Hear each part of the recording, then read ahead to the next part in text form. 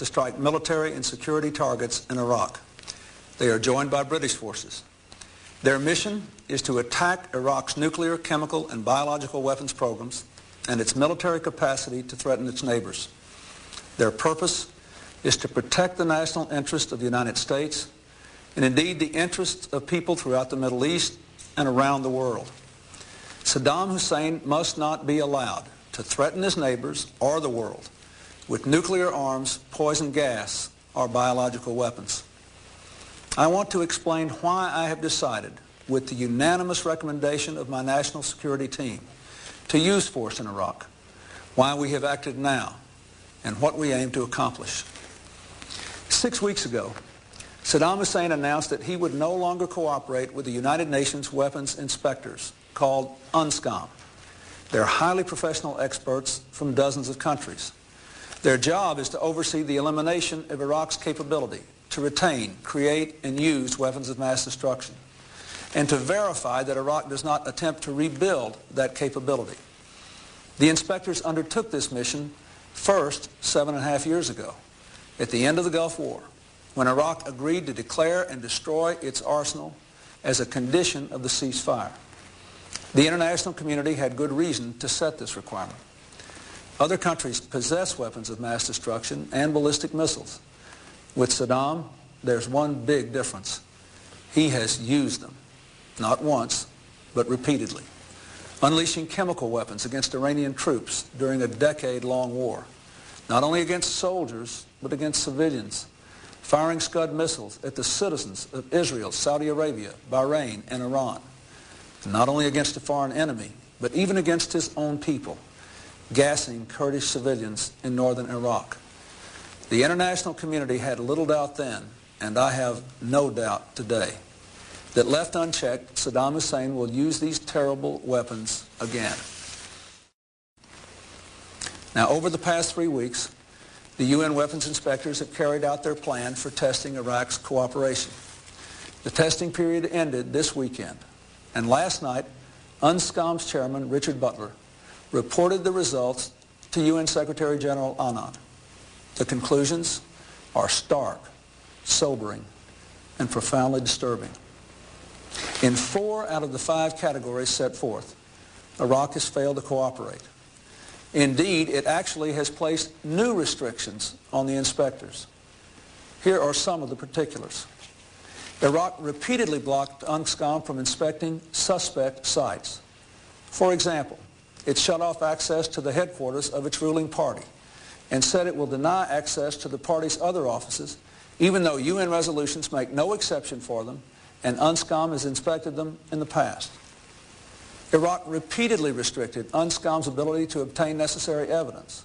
For example, Iraq obstructed UNSCOM's effort to photograph bombs related to its chemical weapons program. It tried to stop an UNSCOM biological weapons team from videotaping a site and photocopying documents, and prevented Iraqi personnel from answering UNSCOM's questions.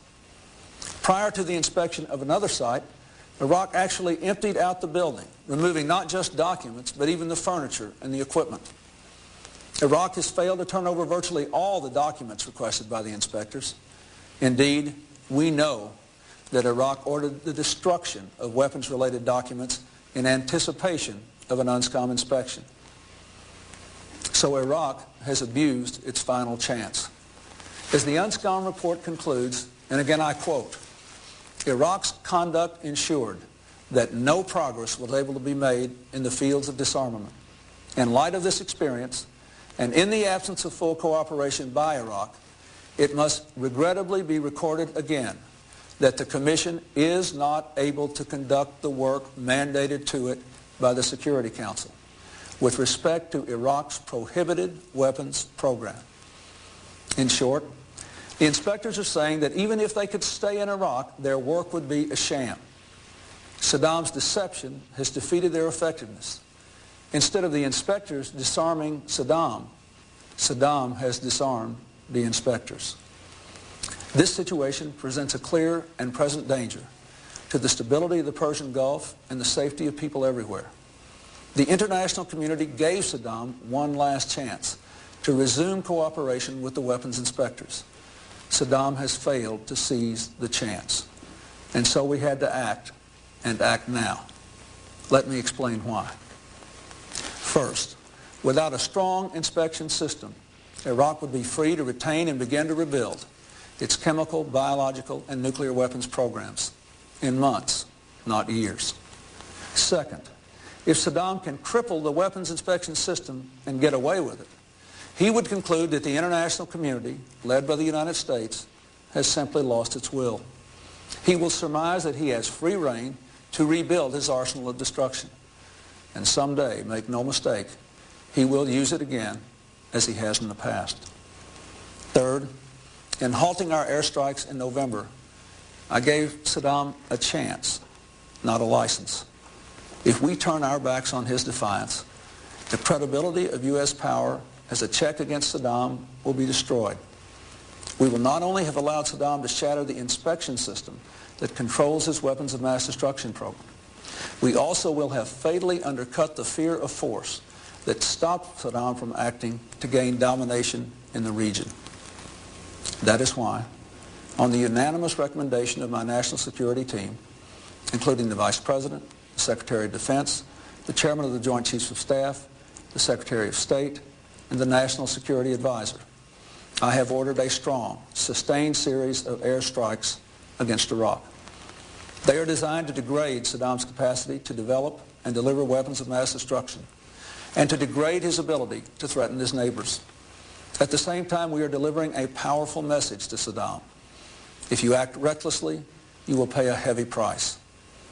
We acted today because in the judgment of my military advisors, a swift response would provide the most surprise and the least opportunity for Saddam to prepare. If we had delayed for even a matter of days from Chairman Butler's report, we would have given Saddam more time to disperse his forces and protect his weapons. The hard fact is that so long as Saddam remains in power, he threatens the well-being of his people, the peace of his region, the security of the world. The best way to end that threat, once and for all, is with a new Iraqi government, a government ready to live in peace with its neighbors, a government that respects the rights of its people. Bringing change in Baghdad will take time and effort. We will strengthen our engagement with the full range of Iraqi opposition forces and work with them effectively and prudently. The decision to use force is never cost-free. Whenever American forces are placed in harm's way, we risk the loss of life.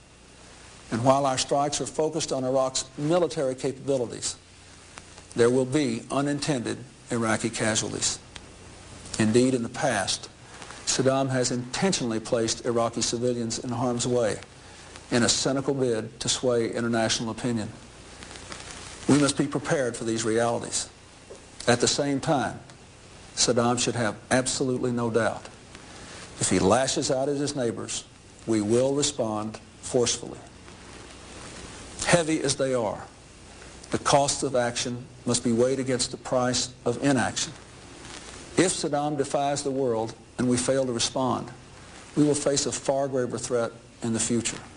Saddam will strike again at his neighbors. He will make war on his own people. And mark my words, he will develop weapons of mass destruction. He will deploy them, and he will use them. Because we're acting today, it is less likely that we will face these dangers in the future.